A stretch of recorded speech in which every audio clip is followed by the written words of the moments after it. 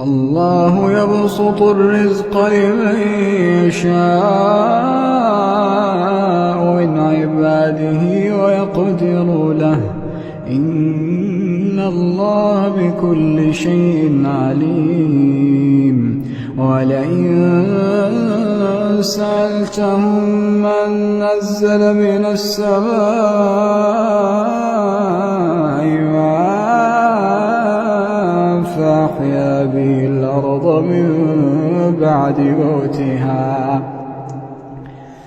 فأحيا به الأرض من بعد موتها ليقولن الله